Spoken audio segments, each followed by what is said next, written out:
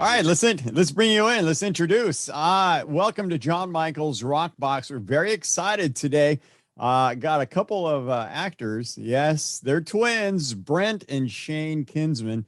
Perhaps if you look at them now, it's like, who are those guys? Well, you remember when they were kids back in the movie alongside Steve Martin, Bonnie Hunt, Hilary Duff, the blockbuster movie, and it was great. Cheaper by the Dozen, and then the sequel, Cheaper by the Dozen 2.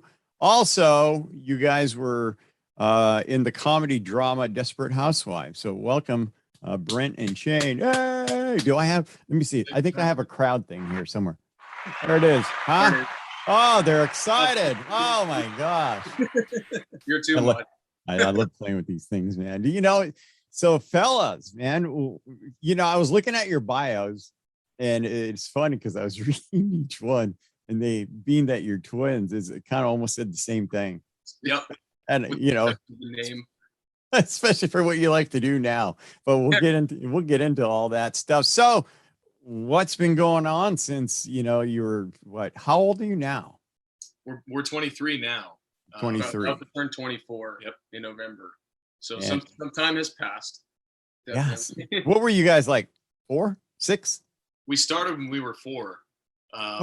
We did, the first Cheaper by the Dozen, we were 4 turning 5. Second one, we were 7 turning 8. And then we stopped around 11. So. Yeah. We did the 2 Cheaper movies. And then we did, like you said, we did Desperate Housewives up until about 11 years old. And then when we were 12, we got called back for like a flashback episode. Because in the show, if you've ever watched it, they fast forwarded in time. And so they had to hire other twins that were older than us, Max and Charlie Carver. Mm-hmm. And we came back, I think, once for a flashback episode, which would have been the last thing we've done since we were 12. Yep. So you've been concentrating on yourselves since you stopped acting. Yeah. I mean, going to school and graduating and all that. Yeah. We kind of found ourselves back then at a crossroads. We could have either really taken the acting route. And there were many, many opportunities for us at the time, sure. Especially after Cheaper and Desperate. Or we could go to, middle school and play baseball and, develop friendships with our buddies. And so we chose the latter. That's what we chose to do at the time. And we're so grateful to have been able to even make that choice, and our parents were extremely supportive with the choice that we made. But yeah, that's exactly what we did. We made friends. We went to middle school. We played sports. Not that we didn't have friends before. Well, yeah. It's like, we didn't make friends for the first time. But they're loners, man. Yeah. No, we were able to focus on those things. Yeah. On relationships. So it was really, we're the 2 most blessed guys in the world, because we kind of got the best of both worlds. We got to live this extraordinary childhood in front of the camera and right. work as actors. And then we also got to pick up on regular life, right at the right time, just before, early adulthood and adolescence, kind of at a pivotal point in time, So we still got to grow up and, like Brent was saying, do the middle school thing. We played ball growing up. We had a very normal childhood from then on. Right. I mean, we've been recognized our entire lives. When we go out in public, that happens. We'll take pictures. But other than that happening on occasion, we had very, very normal childhoods, which, like Shane said, was a huge blessing. Oh, it's important for kids. And, to go through a childhood, you've got to have your friends. You've got to do stuff that kids do. And how are you going to do that unless you're really surrounded by other children? And so being that you went that route, growing up and being a kid, and you just described how good that was. And it was a wise choice. And because you see some of these child actors that don't go that route, and I don't know that they feel secluded or separated, or there's something lacking or missing from their life, perhaps being able to be around other children and just being a kid. Yeah, all too often that happens. And like you said, you have to be surrounded with other children. And what happens with these child actors is they are treated like adults from the point when they're very, very young. They're a business. In this business, you are the business. And so all the pressure is on you. Oh. And to put that type of pressure on a 13-year-old who's never played baseball or you know, gone to school and developed relationships with other people their age is It's a lot of pressure. it's a lot of pressure. It's a lot of, yeah, you know, and that's why, you know, a lot of times people like that struggle with mental health later on in life. And like you said, they kind of feel like they have something lacking, you know, in their life. So that's why Shane said we consider ourselves the two most blessed people on planet Earth. That's cool. So we're going to talk about being twins, because I grew up with a couple of twin friends, but can we talk a little bit first about you guys acting at such a young age and what that was like, you know, being what, 4 years old, say we'll start back in the beginning. And, you know, how do you be a kid? Because you're still just a kid, man. You have the mentality of a child, but you're trying to follow direction now. How does that work? You know, I mean, you would think that that's the way that it worked, but honest to God, really what they kind of did was because usually what they do for the sake of kids cooperating, what they'll do is if they have a 5-year-old or a 6-year-old really young character in a movie or film or TV or whatever, they'll cast a 10-year-old or an 11-year-old, a kid that's a little bit older and mature and can take direction.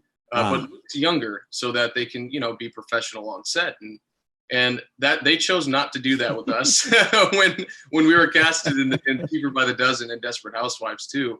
We were 5-year-olds playing 5-year-olds. Wow! And so, from what we've been told, and not because we were mature 5-year-olds. That's actually not the case. We were very typical. Your typical 5-year-olds bouncing off the walls. So Sean Levy, from, you know, the director from Cheaper by the Dozen, took quite a risk. Gamble. Yeah, he did. So he did. Basically, they just kind of rolled the camera and said, "Hey, you guys just be Brent and Shane. You know, we'll call you guys another name, but for the sake of the movie, but like, hey, just be Brent and Shane."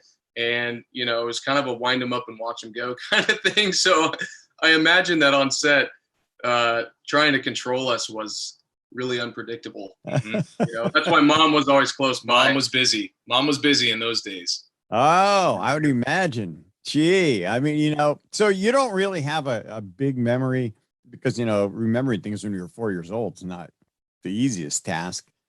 And so was it just from film clips that somebody took, your parents telling you what it was like for you, or do you really have any sort of memory? We do to a certain degree, because our parents did a really good job of taking a lot of pictures on set.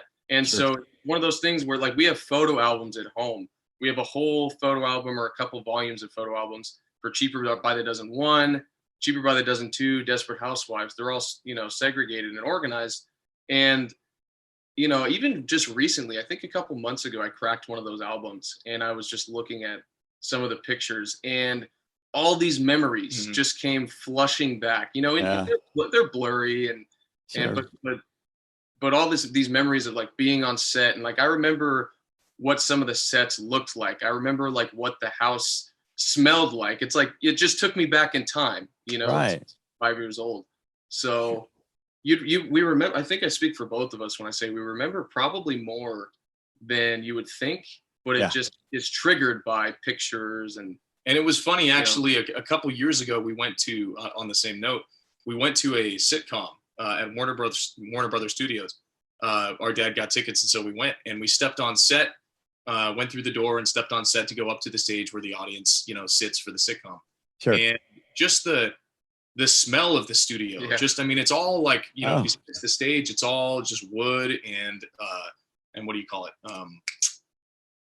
Well, just the structure of the stage and the whole set, it just came back instantly. It reminded me of my Desperate Housewives days. So there's a lot more memories stored in there than, you know, than we give ourselves credit for. It just needs to be stimulated, you know, right? So young.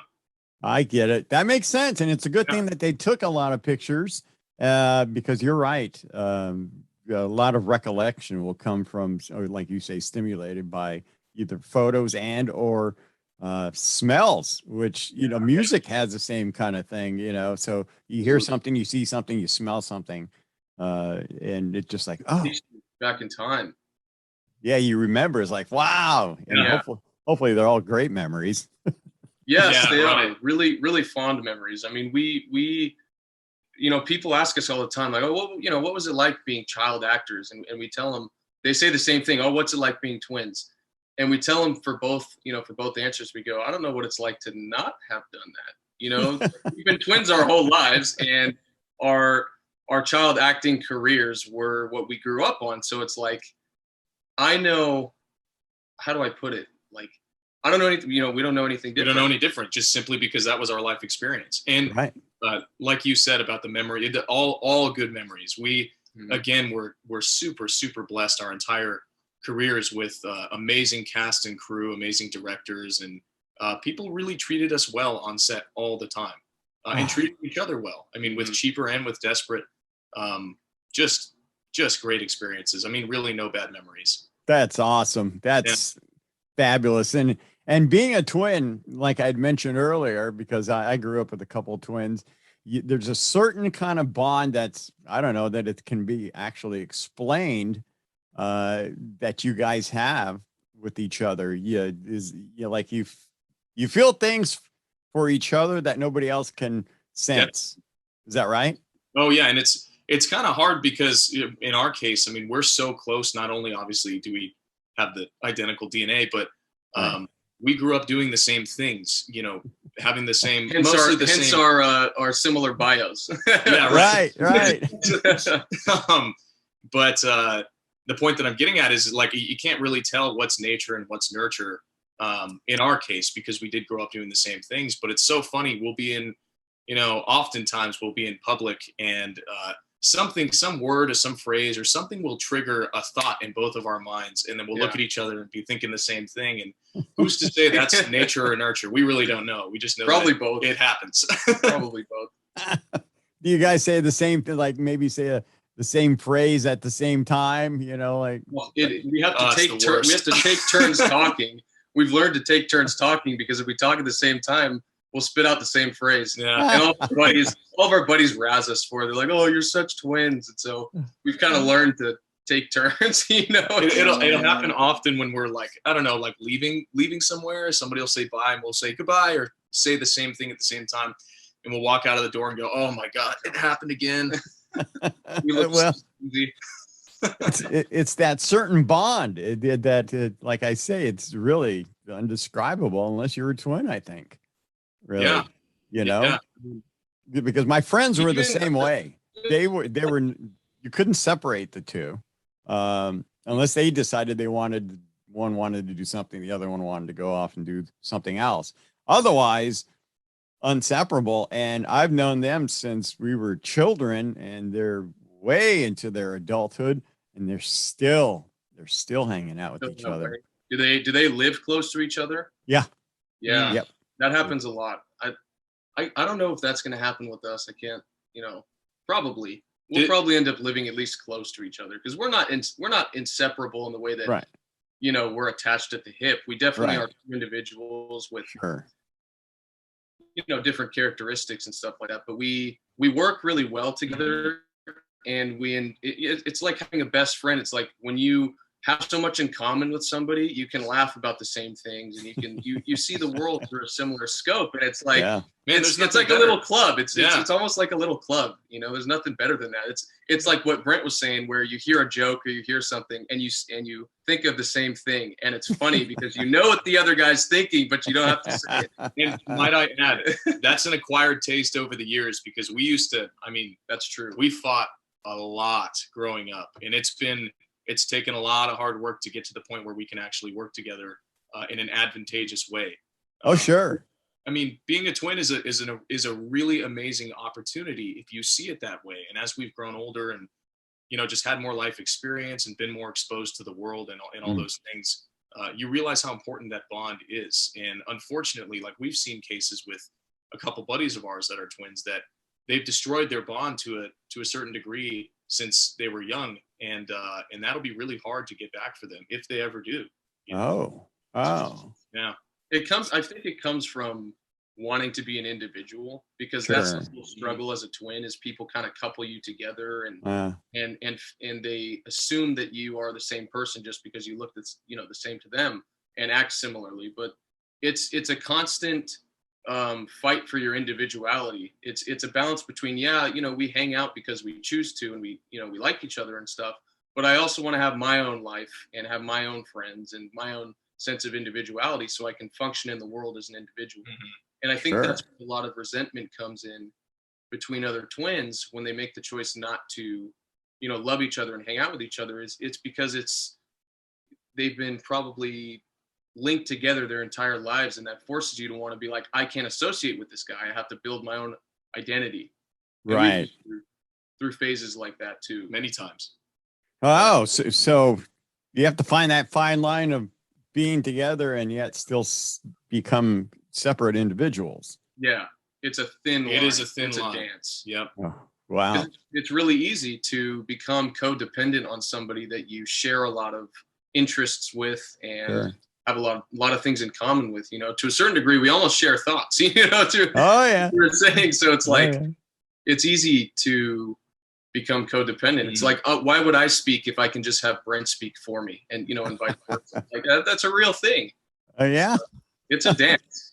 That's got to be a tough one. Brent and Shane Kinsman are on with us in case you're listening to this in just the audio portion, which you got to click back and find the video portion because these guys are great. So what have you been doing with yourselves? I mean, since not acting. I mean, I know you were you became kids, you hung out, you did the things kids are supposed to do. You went to school, you graduated. So what'd you graduate? What'd you guys major in and stuff like that in college? So funny enough, actually, right now, we told you we're sitting in a hotel room at the moment in our college town of San Luis Obispo. We both went to Cal Poly in San Luis Obispo. Nice. Yeah, we're up here for a buddy's birthday. It's been a really great weekend to come back to the campus and just kind of relive old memories. But we both graduated in the infamous 2020 year, which was tough to graduate, during COVID. We didn't get a ceremony, and it was just kind of a little bit anticlimactic, I guess. Sure. But our college experiences have been amazing up here. I majored in agricultural science and him in agricultural business, which were kind of off the page majors to go with, considering we're from, Glendora, like the LA, Pasadena area, kind of concrete jungle. So it was really out of left field that we chose to do agriculture. Right. But that was the point. It was to kind of branch out and try something new and figure out, if this is what we wanted to do with our lives. And we made those choices separately. It's not like we both chose to go into agriculture. Those just happened to be, similar interests, and that's important to note.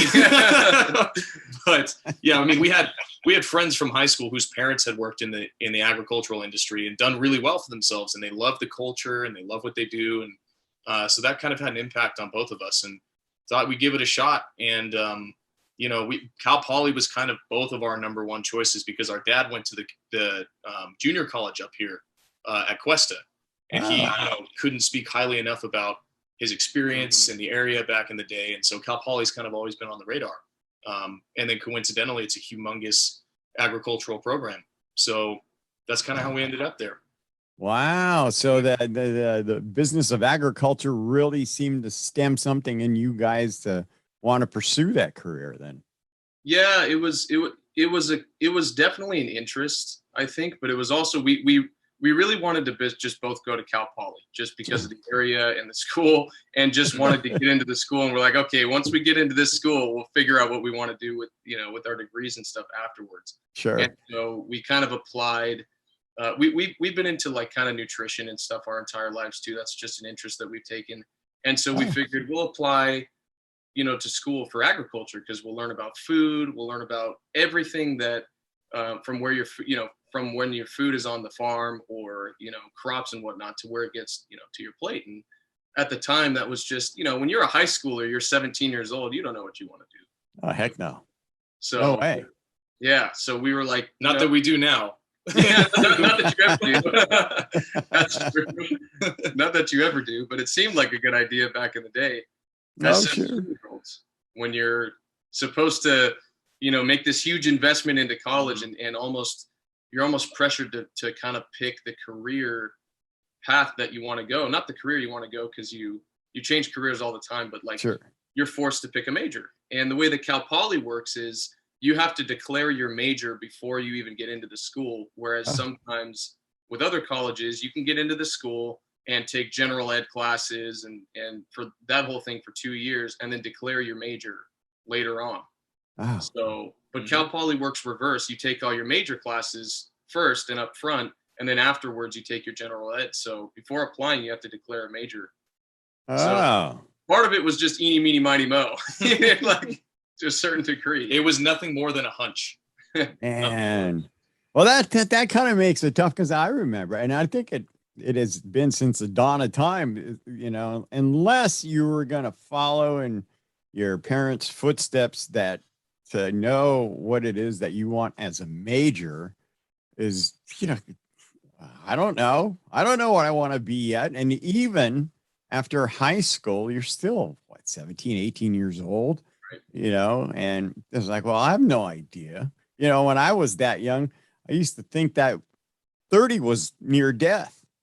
So, you know, I remember going 30, what the hell do you do when you're 30 years old? You know, you have kids and everything, then you what, die? You know, Yeah. so. And I bet at 30, you still had no idea what you were doing. No. I used to think 20. I used to think of that way, like as 20 as being that, like, wow, I'm a young adult. When I was 15, I'd be like, dang, I can't believe I'm actually going to turn 20.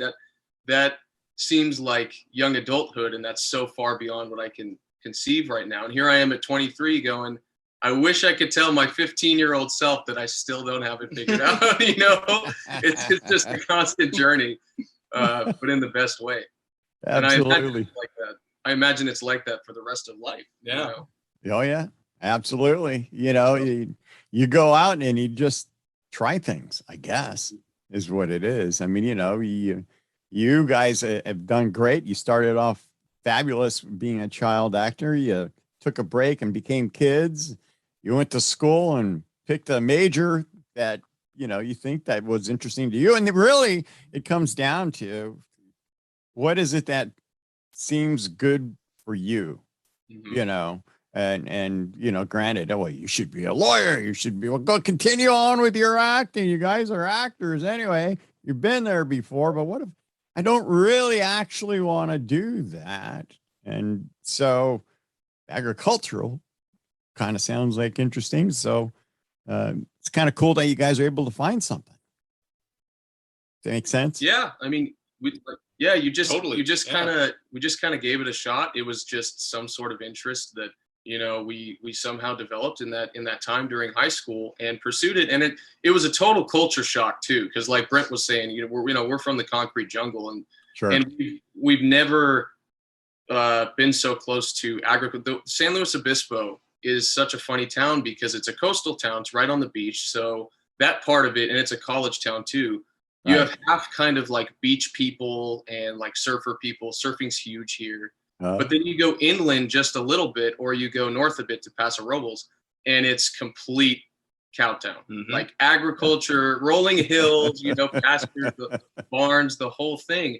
And so the way that the student body is split up here is more or less half of it is kind of surfer type, you know, beach people. The other half is complete Central Valley agriculture people. So we both, like we were saying, took classes in the agriculture department, which we've never seen before. Right. And I'll never forget my first day of class of Agricultural Business 101. I walk into the class and I'm in like sneakers, right, and jeans and like a shirt similar to what I'm wearing right now, LA streetwear. And I see kids in there with like flannel shirts, belt buckles, and boots. And my teacher was wearing a 5-gallon hat. And I was sitting in there thinking, what did I just get myself into? Like, how am I going to handle this? It was total culture shock. And then at that point, you kind of have two ways to look at it, right? You either totally embrace it and you say to yourself, okay, this is something I feel out of my depth. I'm completely unfamiliar with these people from these parts of the world and this culture. I'm going to learn something new and adopt it in my own life. Or completely resist the entire time and stick with what's comfortable. For the hills. And I remember because I had a similar experience in my first couple classes. I was resisting And I told myself, man, I'd never own a pair of cowboy boots. Now I've got a pair of cowboy boots and a right cowboy here. hat. It's like, hey, man, now I'm more of a worldly person. So it was nothing but a Oh, that's fabulous. That's fantastic. Cowboy boots, get yourself a hat, and then, maybe pretty soon get yourself a little draw. That's a southern draw. Yeah. Yellowstone draw. Yeah, there you go. What do you guys have planned? I mean, besides now that you've got your degrees, are you going to pursue acting again? Yeah, that's the plan. So kind of to continue on with the college story, about midway through our junior year, a couple years ago, Right. we had been kind of toying with the idea of maybe possibly going back into acting if agriculture didn't really work out, if we didn't find a passion for agriculture, which is kind of what ended up happening. We didn't really it didn't really do it for us. We learned a new thing in agriculture. That was great. We got our degrees in agriculture, but it didn't really do it for either of us. And neither did the whole just kind of corporate world where you jump in, you get a desk job after college, that so many people do. It didn't feel right at the time. Nothing stuck. We never found a job or a niche within what we were studying where it spoke to us and kind of jumped out and said, oh, this is what we want. Right. And so we started to begin to toy with this idea of going back into acting, which is something previously we never thought was possible. When we were done, we felt like we were done, and then, college came around and started talking about that idea of jumping back into acting again. And then by the time we graduated, it really sounded like a great idea. I mean, it's a huge risk, even to guys like us who have prior experience and connections and all that. I mean, we're fresh to this thing again, Right. It's been 15 years and we're now young adults. We're not just kids acting in front of a screen, memorizing a couple lines and doing what kids do. Now it's a craft, acting's a craft for us now. So we're coming in as fresh actors. And that's a big mountain to climb. But we're young, we have really little responsibility in life right now, and it's only going to stack. So we figure it's a great opportunity to give it a shot. And, it's always been a part of our lives. We love film and we love art too. So it seemed like a great decision. It still seems like a great decision. So we're going to do it until it doesn't, but I don't really see that happening anytime soon. So we're both really, really excited to get back into the craft, but also approach it from an entirely new angle as young adults with young adult minds and see where we go. It's a new endeavor. I think that's great. So are you taking acting classes? Yeah. So we just started taking acting classes. Our whole pursuit of acting really just started in January because obviously like we were telling you, we graduated into 2020 and obviously the industry, like many others, was shut down completely. And so things have really just picked back up, this year. And so that's when we were able to start getting representation, trying to get auditions and the whole thing. And so yeah, we've taken some acting classes via Zoom. We took one in person in LA 3 weeks ago. 3 weeks ago now. And it was life-changing. It was eye-opening because we actually got to act. We got up on a stage with people and memorized lines and did monologues and did scene work, and we went, wow, this is what this is about. As adults, it's a completely new endeavor, like Brent was saying. And I think I speak for both of us when I say that, man, we fell in love. It was exhilarating because it's one thing to talk about, the idea of going back into acting. It's another thing to discover the craft for yourself and really find it within yourself to cultivate that love and that interest and that passion. And man, I mean, being up on stage and doing scene work and taking criticism and doing it in front of a whole class of other actors and doing that together was exhilarating. So fantastic. Yeah. And a lot of I was surprised, and I speak for Brent too, at how much we actually remember from childhood. Like we've been in front of the camera before. We've had to say lines in front of, other people and not have to worry about a camera looking at you, or not have to worry about other people judging you while you're doing your thing. And so Right. we've had that experience before. That was our childhood. So a lot of old skills and memories kind of came back to surface, surprisingly. Well, and I think part of the reason why too is because when you're acting as a kid, you're all of yourself. You are 100% yourself all the time as a kid. Sure. Right. And you know, life has a way of wearing us down, you know, after a little while, and especially growing up, you take a lot of punches growing up, and Yeah. not always comfortable. You know, teenagers are insecure always. It's just a phase of life. Sure. And you become less comfortable being yourself, your true authentic self, you know, all the time. And so with this acting class, that was kind of the theme of the entire class, was basically undoing what life had done to you and getting you as vulnerable as you possibly can get, to give a performance that's 100% authentic. And it's kind of an oxymoron because, you know, you can't fake acting, right? I mean, Right. act kind of has this connotation, I feel like, to people who don't know better, that it's, you go up there and you fake it. You don't. Right. It's your capacity as an actor is directly congruent with your capacity as a person. And you can't fake it, man. You cannot fake it up on stage. You can't. People know. You know, everybody knows when somebody's faking a line or faking an experience. You can just kind of, we have a funny way as humans of smelling inauthenticity. You know, you can see it from a mile away. Yeah. And so it was a really great experience because not only did we learn how to act, right? I'd like to use the term behave rather than act. But it's just good for life. I mean, it's just a way. That's the coolest thing about this industry too, is acting, being an actor holds you accountable to feeling and being your best in life. You know, it's like, I can go out in the world here in San Luis Obispo. I'm not acting here. I'm just being myself. Right.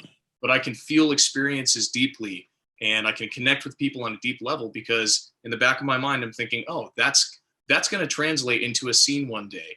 And acting holds me accountable to having deep, thorough, authentic experience in life. So that was an amazing discovery we came across. I think it is. It sounds like it is. I mean, really, to you guys have rekindled what you already had once. It seems like that, you know, it's great to have the agricultural thing, and it's fabulous that you went to college and that you went out and became kids there after, you know, your run as a child actor, but you've been reintroduced back into the acting world again and found a love for it once again, which, you know, and anybody listening, honestly, if you are just working and you hate your job, and because I've done that, I've had the jobs where I absolutely hated it. And I said, I'm never, ever going to do that again. And so you got to find the passion. You got to find the way. Everybody has one, and search for it, man, and grab it and do what you can do to try to at least be a piece of it. So good for you guys for finding that out again. Yeah, it was for us. It was, I think I'll speak for myself. I'm sure the same is true for Brent, but it was just finding a passion for life and just finding a zest for life led us to acting, because like Brent was saying, there is no acting, there's only behaving. And so, you know, as an actor, you're just a professional life liver. You know, your job is literally to just live life fully and be as dynamic of a human being as possible, so that you can bring those experiences to the camera and people can connect with you in the theater and go, I've been there. You know, you're telling a story in metaphors, but we've all been there. It's a expression of just the human spirit. So that's the coolest part of the job, is it's like you're number one, you are enough as you are. That's one thing we both have still learning. It's like, we don't have to be anything that we're not. We just need to show up and be ourselves and know that, hey, we're enough. And that's what people want to see, because people just want to see people be people and be authentic. But it's like, the other side of the coin is, you also, with this job, you get to learn so many different skills. So, I mean, because, you know, if you want to be diverse as an actor, you have to be diverse as a person. So you get to learn dancing, you get to learn singing, you get to learn, you know, maybe a musical instrument. You get to, you know, we're doing Brazilian jiu-jitsu. We just started a few months ago. Who knows how that's going to translate, you know, into some skills later. We're thinking about doing salsa classes just because, you know, just because it's going to help our career. Yes. But it's going to stretch us as people. Yes. You know? Yeah. That's true. You wouldn't have caught me dead saying that a couple of years ago. But I mean, that's what it's all about, right? I mean, it's about stretching yourself as a person. And then, you know, in our particular circumstance, you know, ourselves as actors, it just kind of, the more you stretch as a person, the more you stretch as an actor. Oh, sure. I mean, you know, I interviewed last week. It was an author, this author whose bio was just incredible. He was growing up, learned how to be a ballroom dancer, and became so good at it. He was an instructor, a magician. He was a illusionist, actually, that got into that high class magician's studio with you can't get in unless they invite you. You know, and decided to write a couple of novels, crime mysteries like whodunits, and is a 5th grade teacher. That's what he does actually now. But what my point is he experienced a bunch of life while he was growing up to get to the point where he decided to write books. That's not going to be his end all. He loves teaching, but he was able to find those things while growing up, like you guys are, and doing the jujitsu and salsa dancing. And why not? If it's there and it sounds like, hey, you know what? I kind of dig this. I think I'll do it. So good for you. Or maybe not, you know, I mean, totally may not dig salsa, you know, maybe not, but it's about having the courage to go figure that out, because, you know, it's going to stretch you if you like it. It's going to stretch you if you don't. And that's the point, right? It's about going out and having experiences. So you don't know if you don't know. Right. I mean, that's the only true form of failure, I think. And it's incoming massive cliche here, but it's profound when you really apply it to your life. But the only failure is not trying things, not having the courage to go out and try things. Oh, sure. Because you succeed, it's a success. You fail, it's a lesson, massive success in its own right. So it's a cliche for a reason. That's a story that's not a story. It's a theme that, you know, is congruent with the human spirit, and it's timeless. I mean, I just finished Matthew McConaughey's book, Green Lights, a couple months ago. Right. But that's the whole theme of his book. His whole theme of his book is everything's a green light. You know, he gets really in depth in that book and really raw and open with his experience, very transparent with his experiences for good and for bad. And it's a lot to handle, but it's like the whole theme of the book is, okay, this guy's obviously had massive success, and like that's all you see, but you don't see what's happened in his life.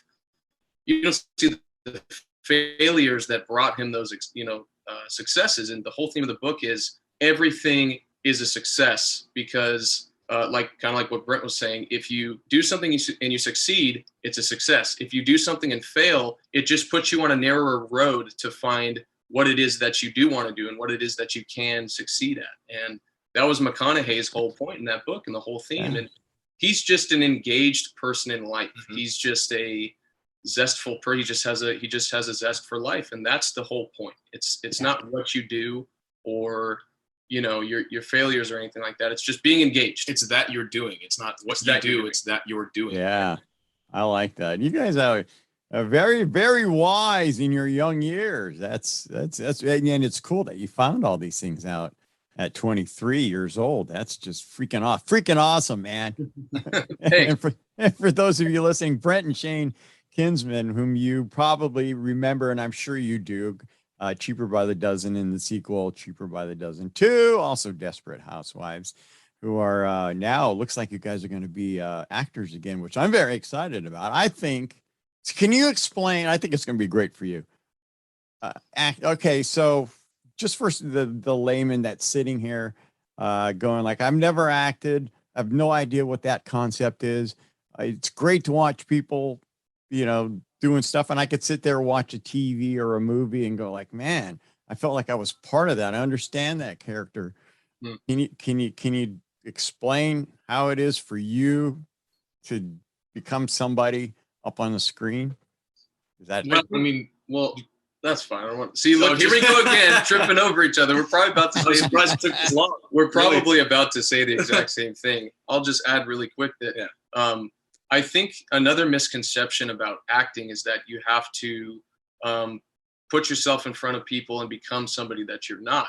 Right. And that's kind of goes back to the authenticity point that Brent was making earlier. Nobody wants to see somebody up on screen be somebody that they're not, because we don't resonate with people that aren't genuine and aren't real. You just want to see somebody go up there and give a real, honest, authentic perspective. And it may have a little bit of it's like when you play a character, you're not playing somebody else. You're playing an extension of yourself that maybe you don't practice in regular life. So like if I were to play let's say like a drug addict character, like a really heavy drug addict, something like that.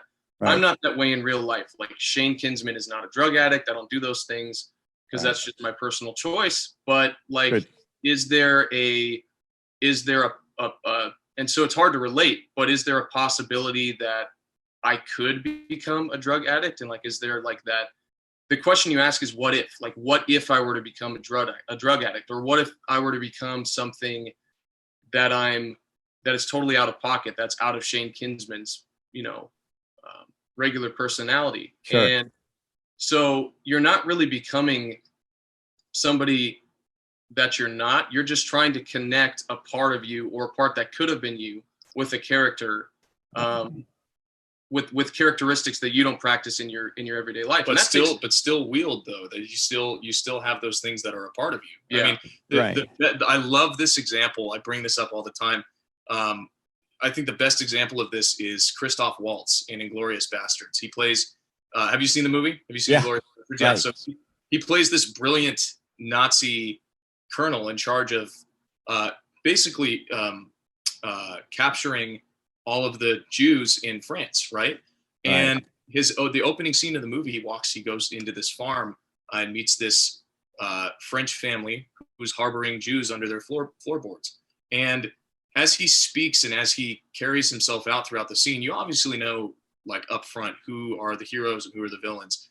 But Christoph Waltz delivers this performance it's a very witty and charming, really enticing character. Convincing. Very convincing, right? And you almost begin to justify his actions with him. You're like, oh, he's clearly the bad guy, but I kind of like him. But what is bad and what is good? I'm kind of rooting for him. Yeah. And he does a great job of capturing the evil side of all of us, because we all have it in us. We just make choices.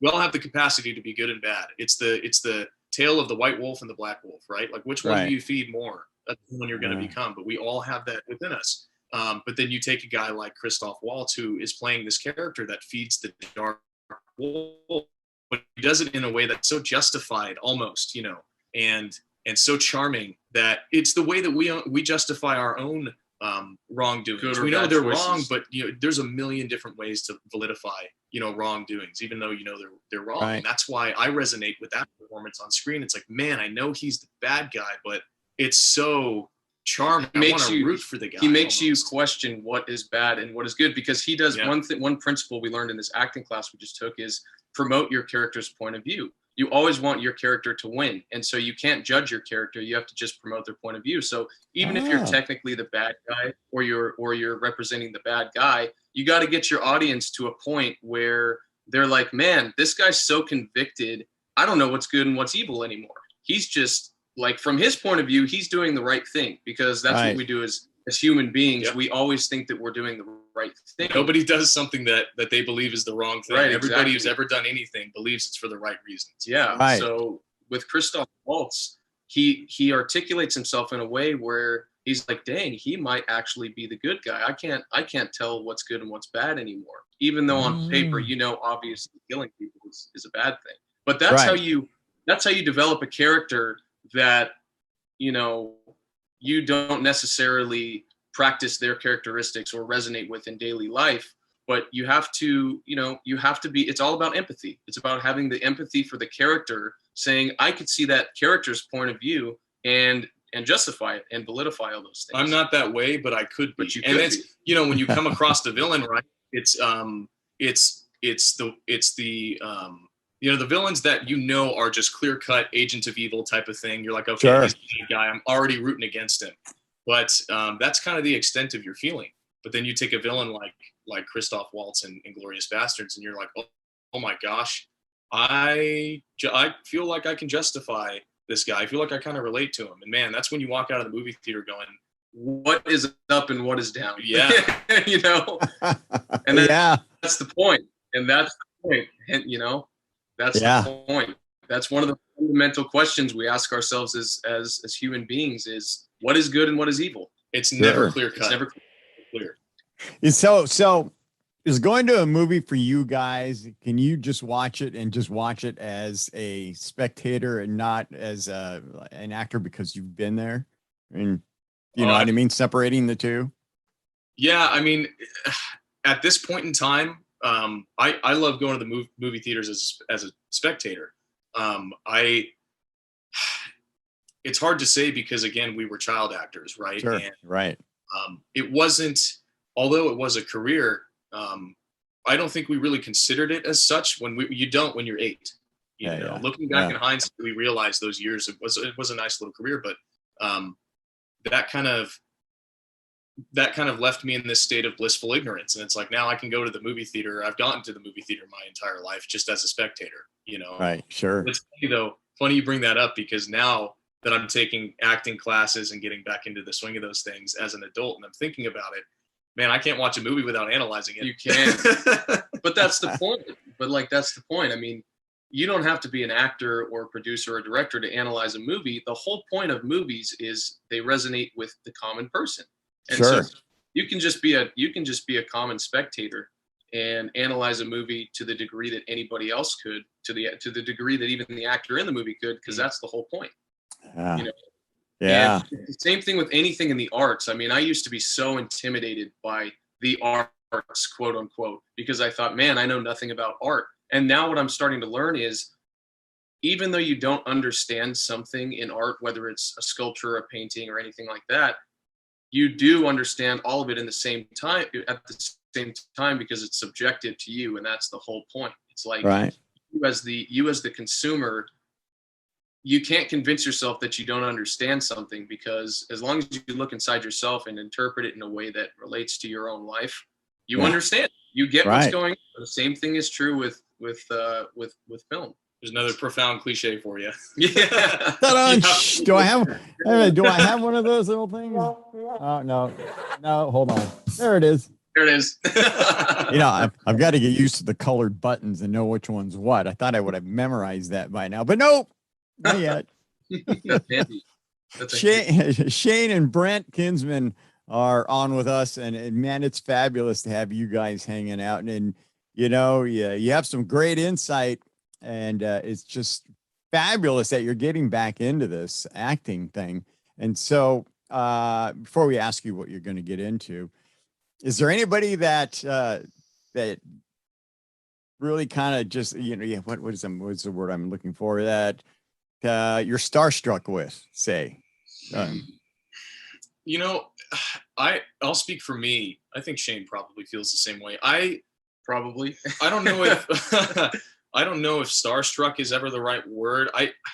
I've never been a person that has felt starstruck. I mean, I think there's a difference between absolutely starstruck and massive respect for their accomplishments in their craft. So do I have boundless respect for certain individuals in this craft because they're the best at what they do? Absolutely. But I also know that, you know, they're just people. Right. And it's not worship. It's respect. That's the fine line. It's not idolatry. It's respect. That's the word. It's respect. There we go. I'll change my phrasing. That's true. Yeah, I respect. I was just gonna say, like, but a person that, like, I'll speak for me, I profoundly respect. Brent said it already. Christoph Waltz, just for the reasons that we all just talked about, because he's just. I love a good anti-hero. I'm not even going to call him a villain, because I mean, he's clearly the villain in Inglourious Bastards, but he becomes an anti-hero because, like we were saying, he's promoting his point of view so well that you're like, dang, I root for this guy, but I know he's evil, but I want to root for him. So I wouldn't even call him a villain. He's an anti-hero, and he plays that part. He plays that part well in Inglourious Bastards. He also plays it really well in what's the James Bond, Spectre? Is it Spectre? I think that's the one. That one? I love the Bond movies. I forget all the names. Yeah, the Daniel Craig Spectre movie. He plays the same guy with different skin. You know what I mean? Sure. And I love a good anti-hero because they're supposed to. If he gets me convinced in his pursuit of something that's clearly evil, but I'm like thinking, dang, this is convincing. I'm hooked, man. Take my money. Like you're a master of your craft if you can get somebody to do, especially somebody like myself who I'm a Christian and I worship the Lord. And Amen. Yeah. Right on. And so there's when you worship the Lord, there are certain clear-cut goods and evils, of course, if you follow the Bible. But if you can root for somebody that's killing Jews, like get what I'm saying? It's like, dang, you're a master of your craft. Take that with a grain of salt. Take it with a grain of salt. I don't mean that, but he's just a great actor. And so in terms of like we were saying, I wouldn't worship him if I saw him in person, but I'd shake his hand, look him in the eyes and go, dang, man, how can I learn from you? Because you're brilliant. Right. So, I didn't mean to cut you off. Go ahead. I was just gonna say, so for me, that's got to be Christoph Waltz. It's got to be Christoph Waltz. Another example for me, and it's funny because I haven't seen a lot of his work, but James McAvoy is another actor that I hold in extremely high regard. Because have you seen Split? You seen the movie Split? Have I seen? I don't know that I've seen that one. No. Okay. Brilliant movie. He plays a character that suffers from DID. It's called dissociative identity disorder, and it's a condition that you basically have split personalities, right? I think he has 11. 20, no, it's 22 like 20 something. He plays a character that has like 22 different personalities. Oh my! And it is so nothing short of amazing to see him shift back and forth from these different personalities on command in this film. And as a young actor myself, I look at that and knowing what we know about acting, it's all authentic, and therefore takes a lot of energy and thought power and all these things. I look at that and I go, like, underappreciated, very underappreciated, unbelievable. As the viewer of the movie, you don't think twice about how much energy and skill that takes to do that. You just go, oh, that was an entertaining movie. The actor did a great job because it's his job to be an actor. To do things he's expected to do that. You forget that the actor, James McAvoy in this case, is a person just like the rest of us, but did such a he's so skilled as an actor that he could behavior. He's not an actor, he's a behavior. That he can put all that time and energy into so many different characters within one film. It's truly impressive. So that's where that respect cultivates from. He's I wouldn't say starstruck, but just respect from from a craftsman's perspective. Yeah. So like I'd like to shake his hand and be like, "Can I have coffee with you?" And just pick your brain. You're good at what you do. You're good at what I do. What can I do to learn?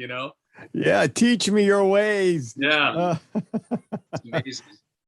That's awesome, man. And so my question's there now. I won't ask starstruck. It's more of a respect, which it makes sense. And so thanks for sending me straight in that path. That's awesome. No.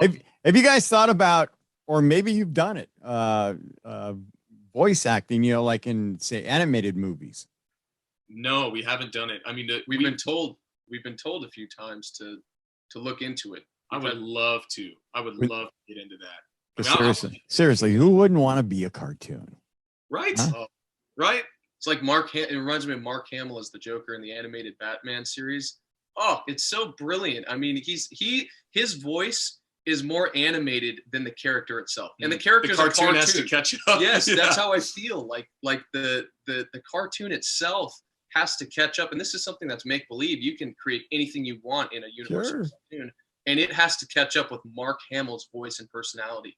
So that in and of itself is a completely different art that, I'm not even the tip of the iceberg with. It's not even so different. It's not even so different than acting, because you still have to take the same approach, right? You still have to make it authentic. And if you watch recordings of Mark Hamill doing those voicings, those Batman voicings, he's animated he's playing the part behind the mic.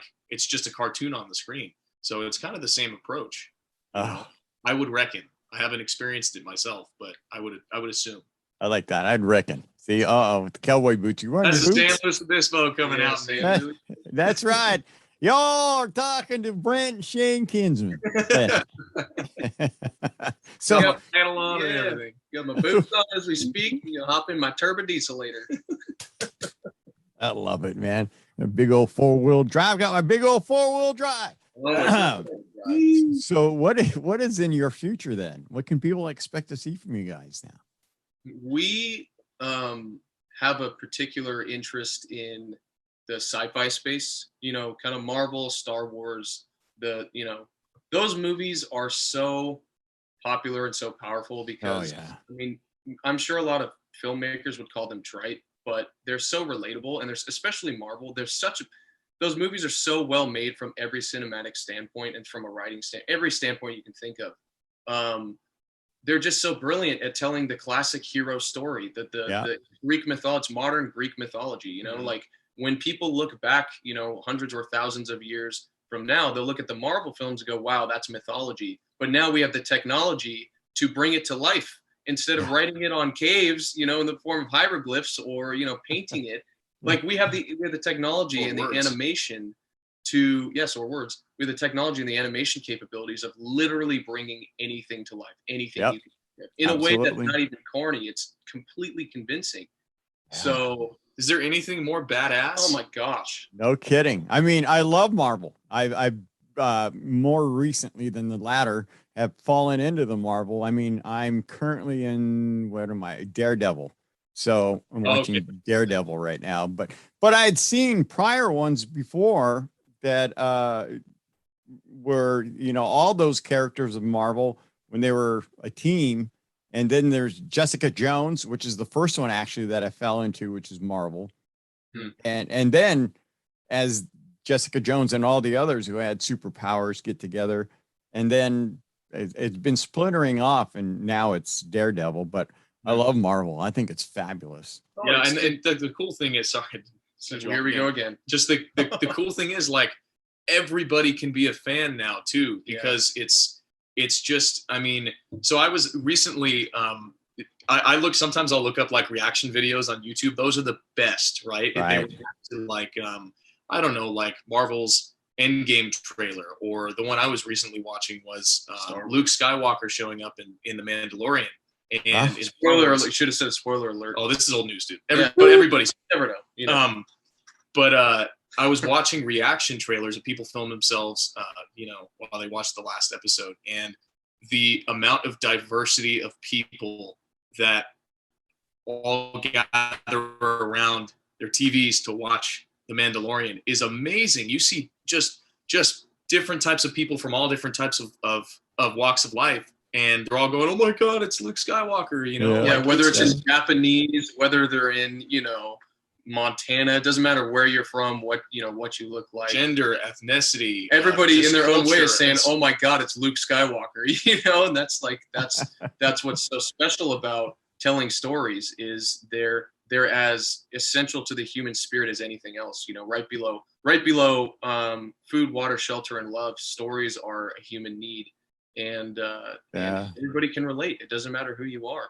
So to circle back, Marvel and like just the sci-fi space, we've both seen, particularly in that space, that it just brings people together, no matter who you are. You know, there's really no grounds for divisiveness, because you're just rooting for the hero and rooting against the villain, and we all relate to that. We all do, you know, in our own ways. Nothing political or otherwise, nothing divisive in those things for the most part. So those would be really awesome movies. Plus they need twins. Yeah, that's right. Come on, they need. They do. They need twins. There need to be a twin superpower hero deal. Hasn't been done Light yet. and dark. Are you kidding me? It's the ultimate metaphor. Hey, huh? Guys that look the same. Yeah, you guys got somebody's going to be listening to this going like, you know what, those guys are right. We need that. Yeah, we want to tell a story together about, I don't know if it's going to be, it'll be some form of light and dark, but there's so much you can play with that, because you can use two guys to represent the dichotomy of one person. Yeah. You can personify it. You know, you're like, oh, these guys look the same, but maybe one feeds the black wolf, one feeds the white wolf, or you know, what have you. And then you can literally see how those two